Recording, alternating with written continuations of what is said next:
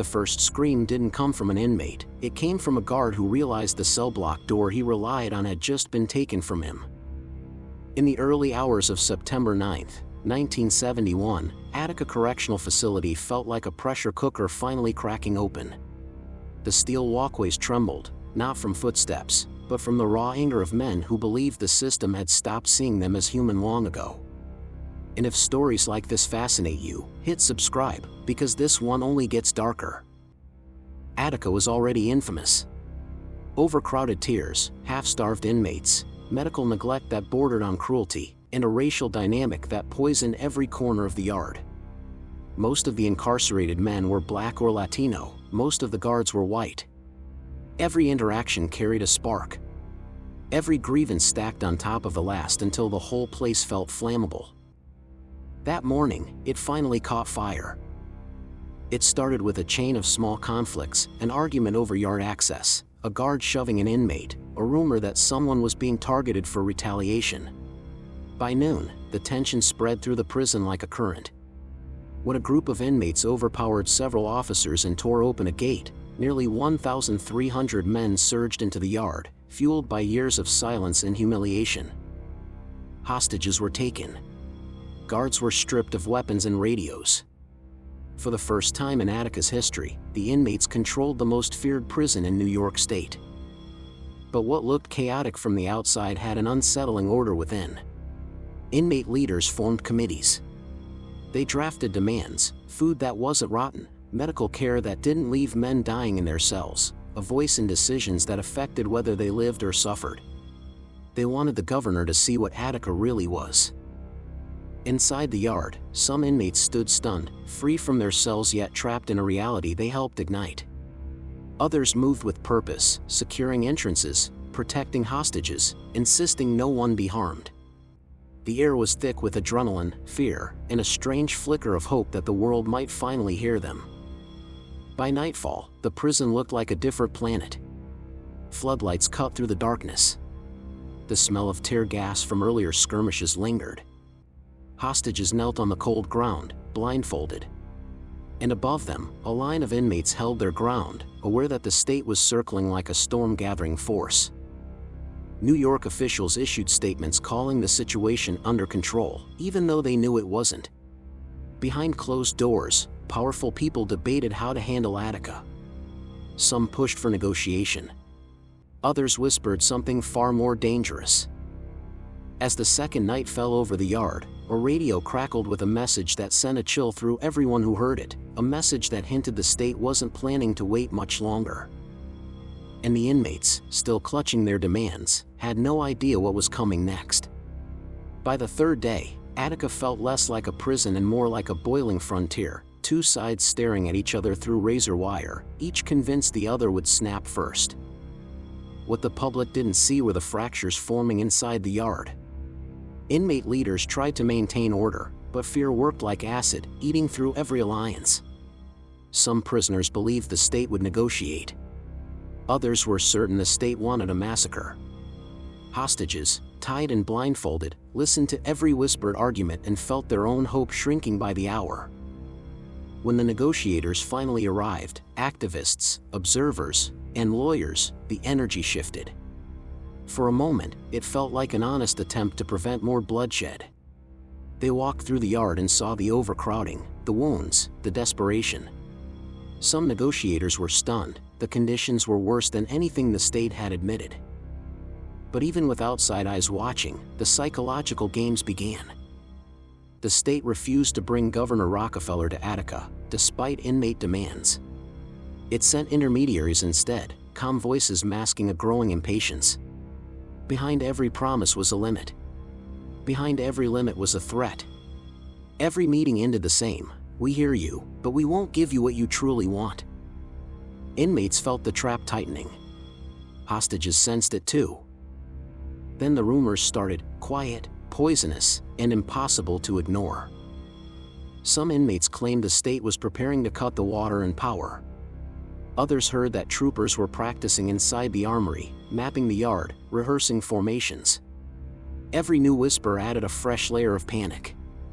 The yard became a chessboard where each piece feared it was already doomed. Meanwhile, inside the administration building, officials debated strategy. One faction pressed for negotiation, arguing that force would cause catastrophic loss of life. Another insisted that letting inmates dictate terms would destroy the state's authority. In that room, far from the screams in the cold yard, the decision tilted step by step toward violence. But the final pressure point came from a source no inmate could see. Financial donors, political allies, and powerful voices from across the country quietly urged Rockefeller not to bend to prisoners. Public opinion mattered, but political ambition mattered more. To some, Attica wasn't a humanitarian crisis, it was a test of strength. Back in the yard, inmate leaders sensed something shifting. Hostages were moved. Perimeters were reinforced. Men who once believed in peaceful resolution began to panic, arguing that negotiations were nothing more than a distraction.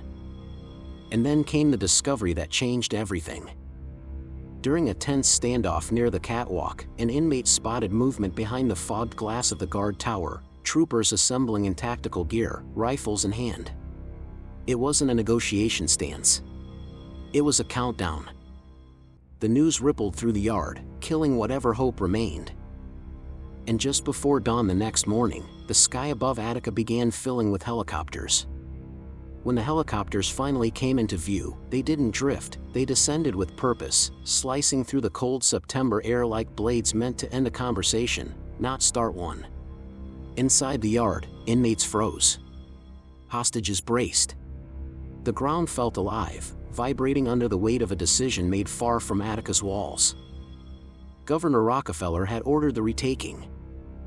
With a metal-on-metal hiss, canisters dropped from the helicopters, releasing a thick cloud of tear gas that swallowed the yard in seconds. Men coughed, stumbled, clawed at their eyes. Some dropped to their knees screaming. Others tried to lift hostages into the air, hoping their presence would stop the bullets they feared were coming. It didn't. Troopers surged in through every entry point, shotguns, rifles, and pistols ready, some firing through the gas, unable to see more than silhouettes. On the catwalks above, others unleashed round after round into the chaos below. Most had no idea where inmates ended and hostages began. They were acting on an order crafted under pressure: retake Attica by force. Minutes felt like hours. The yard became an echo chamber of gunfire, shouts, and collapsing bodies. When the haze finally thinned, the silence that followed was heavier than the smoke itself. 43 people lay dead, both inmates and hostages, almost all killed by the very forces sent to rescue them. But in the immediate aftermath, the truth didn't follow. Officials rushed to microphones, insisting the inmates had murdered hostages in cold blood. Newspapers printed it. Broadcasters repeated it. Families were told their loved ones were killed by prisoners wielding knives and makeshift weapons. For a moment, the world believed it. Inside Attica, survivors listened in disbelief. Even in defeat, even surrounded by bodies, they were being blamed for the deaths they watched unfold under state gunfire. Guards cried. Inmates raged. No one felt absolved, everyone felt used. Then the autopsies came. Not a single hostage had been killed by a blade. Not one showed signs of inmate execution. Every fatal wound was a bullet wound. A state-issued bullet wound. The narrative collapsed overnight. Investigations followed, slow, political, uncomfortable. The uprising was no longer framed as a riot. It became a window into years of mistreatment and a retaking operation that spiraled into one of the deadliest prison massacres in American history. Families demanded accountability. Activists pushed for reform. Politicians scrambled to rewrite their roles. But Attica's deepest consequences weren't written in reports or courtrooms. They lived in the men who survived, those who watched hope turn into betrayal, and those who realized how quickly a government could unleash overwhelming force behind concrete walls. They lived in the hostages' families, who carried grief shaped by lies. And they lived in every prison that followed, where the word Attica became a warning. In the end, the uprising didn't die in that yard. It echoed across decades, reshaping how America understood power, punishment, and the human cost of ignoring injustice until it erupts. If you think this story was intense, the next one will leave you speechless. Subscribe for more true crime stories that'll keep you on the edge of your seat.